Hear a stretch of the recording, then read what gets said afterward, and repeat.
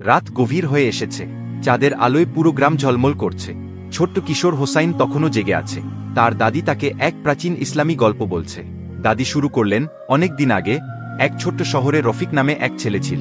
সে ছিল খুবই দয়ালু এবং আল্লাহর প্রতি তার বিশ্বাস ছিল অটুট। একদিন শহরে এক দরিদ্র ব্যক্তি আসে এবং সাহায্য চায়।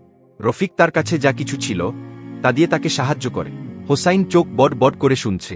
দাদি বললেন, রফিকের এই দানের জন্য আল্লাহ তাকে পুরস্কৃত করে।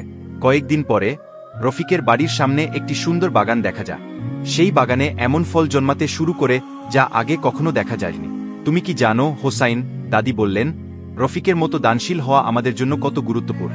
আল্লাহ আমাদের দান এবং সদকা করার নির্দেশ দিয়েছেন, কারণ এতে আমাদের হৃদয় পরিষ্কার হয় এবং আল্লাহর সন্তুষ্টি লাভ হয়। হোসাইন দাদির কথা মনে প্রাণে গ্রহণ করে। সেই রাত থেকেই সে সিদ্ধান্ত নেয়, জীবনে সে রফিকের মতো দয়ালু হবে এবং আল্লাহর নির্দেশনা অনুযায়ী চলবে। আল্লাহ আমাদের সকলকে রফিকের মতো দানশীল এবং দয়ালু হওয়ার তৌফিক দিন, দাদি বললেন। হোসাইনও আমিন বলে সম্মতি জানালো।